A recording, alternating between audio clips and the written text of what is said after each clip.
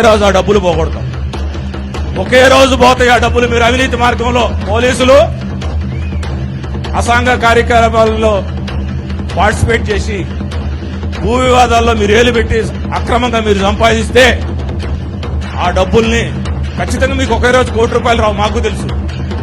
10,000, 50,000, లక్ష. కానీ పోవటానికి మాత్రం కుండ నిండా నీళ్లు పోయడానికి చాలా కష్టపడుతుంది. చిల్లు పెడితే ఏమవుతుంది? పోతాయి.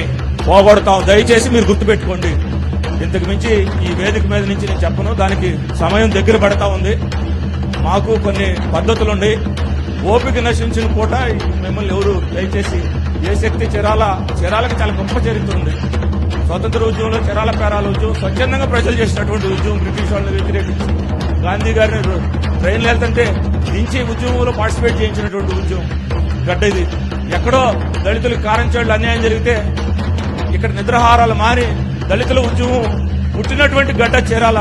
అంతేగాని మీరు చీరాలను తక్కువగా చూసి ఇక్కడ ప్రజల్ని చేస్తే సర్వీస్ చేయండి, లేకపోతే కనీసం చెడగొట్టొద్దని చెప్పి అద్భుతంగా చీరాలను డెవలప్ చేశాం. ఒక సిస్టమ్ తయారు చేసే ఏదైనా సమస్య వస్తే పేదవాడికి పరిష్కరించేది. అవన్నీ పోయినాయి, గాలి కొట్టుకుపోయింది. మీరు చెయ్యింది కాక డబ్బులు వసూలు చేసుకుంటారా? సిగ్గు లేదా మీకు? దయచేసి ఈ చేయొద్దు. నేను మళ్ళా చెప్తున్నా, అలాంటి క్లబ్బులు మీరు ఓపెన్ చేయొద్దు.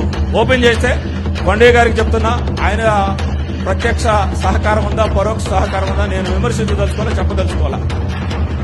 అతనికి అధికారం ఉంది కాబట్టి కొండయ్య గారికి ఆపమని నేను రిక్వెస్ట్ చేస్తున్నా. నీకు ఆపే శక్తి లేకపోతే మీకు ఖచ్చితంగా నేను ఎలా అయితే కొత్తపేట స్కూల్ని లోకేష్ తీసుకొచ్చి ఓపెన్ చేశానో ఆ క్లబ్ని మీరు లోకేష్ చేత ఓపెన్ చేయించండి. ఆ తర్వాత ఏం చేయాలో మేము చేస్తాం. అంతే.